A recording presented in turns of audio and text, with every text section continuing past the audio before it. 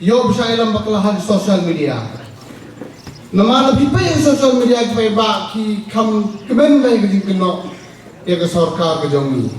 Kam tam ya ke parti NPP. Handai wasu pelapat ngai baki kan perkidakan bayi nang yang beruman lakas ni baik. Tip kali kita dua juga ni am so. Namari hari long jaja lagi kan itu NPP. Lagi penuh program-program kumi berperiang peluk semua ini yo aposo ban ko biya periang mang ka sila.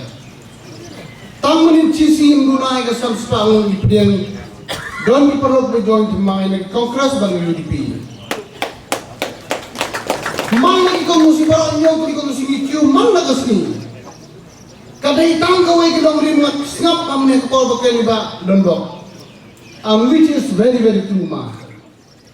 Imadun ko kilakkan syaibai.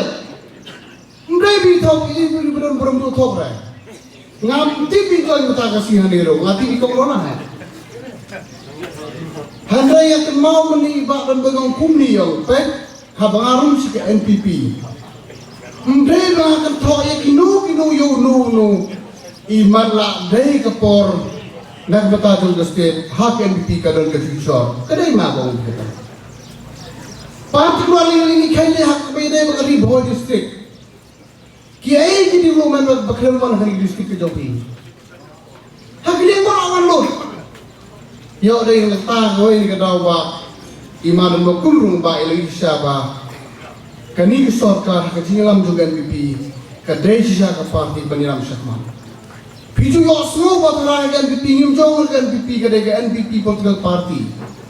Nijong bagi NPP family. Marhangi indon mestar we are all equal. Dari nak kata daw, kadang keren ben dibrung ndang pedang dibrung cemai mang nak kasih. Payah bikin ben susu yo ini sini berok ini dar betul. Ngada hap ni sapres tu lau mai amin. Masuk bahaya man bila siapa misalkan ben yang right tu berok ini dar betul yo sadin sela. Namar ni wan yela election isoto kapil spang baring ben keno eno. Handai teng pada bila asyok pelatih happy fam jam man sete. Mbar sevi kenuksa aku mujukan upra ingan mau upra mau lipi. Teng magidar tu keno yang girang bagong pi no tangan protek la de ro. Iman kadbakan ini pi rek badai berong mukiu berkelem mujuk kamsam wajam man belum.